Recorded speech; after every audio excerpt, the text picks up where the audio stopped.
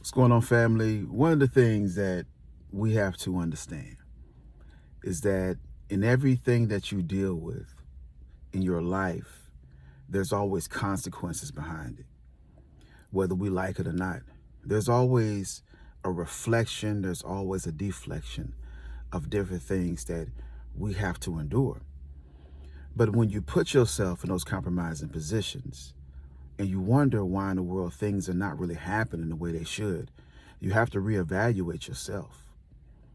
It's easy for us to talk about how much we love somebody and we want to be with somebody, but then we have to look at the things that we are doing eternally within ourselves that puts us in that compromising position that makes us seek attention outside of our relationship, outside of our marriage, which is very difficult to understand because each one of us are dealing with different things.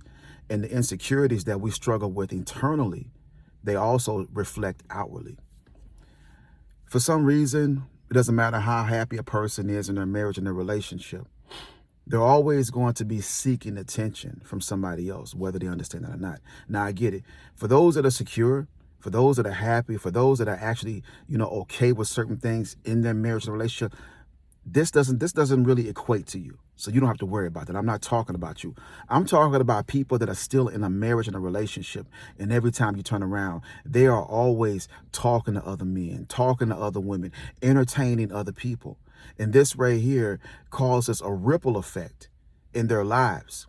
The more that they do it, the more that you're going to want to do it. It's a high.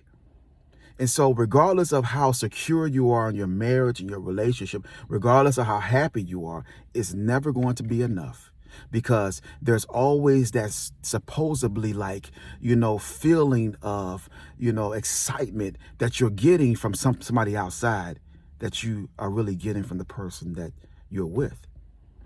And what happens is your relationship, your marriage starts to take a detour because as time goes on, you're looking for happiness and you're looking for security in somebody that's never going to be able to give it to you. You have to ask yourself this question: what am I really doing? What is causing me to look outside of my marriage and my relationship for happiness when I'm involved with the person that I genuinely love? Why do I continue to put myself in this situation? And the thing about it is that even as you sit up here and you ponder and you think and you try to figure this out, most of the time you're never going to be able to figure this out. And that's the reason why you all always hear me say, get the help that you need. Sit down with a therapist, a psychiatrist, a relationship life coach, somebody that's able to assist you and help you dissect and help you and put you in the right direction. Because it's okay to be married. It's okay to feel secure in your marriage and secure in your relationship.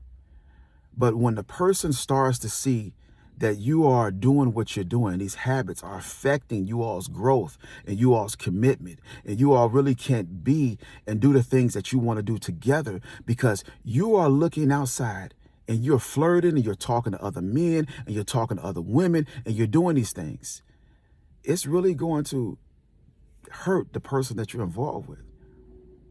They might be able to tolerate it for a little while. And the reason being is because there's an emotional attachment, there's a connection that you all both have.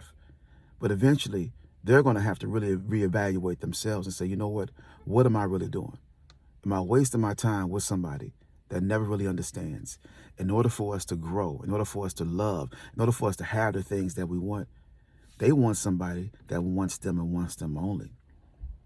It's fun in games when you're young. It's okay when you're doing that and you're really trying to figure out exactly what you want out of life.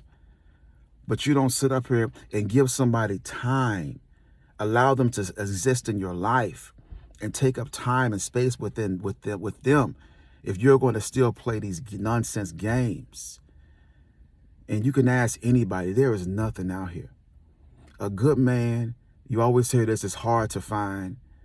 And when you find a good man, you got to do right by that good man, because when that man is gone, you're going to be looking for that same as that good man. And you might find somebody that's good, but they're going to have tendencies.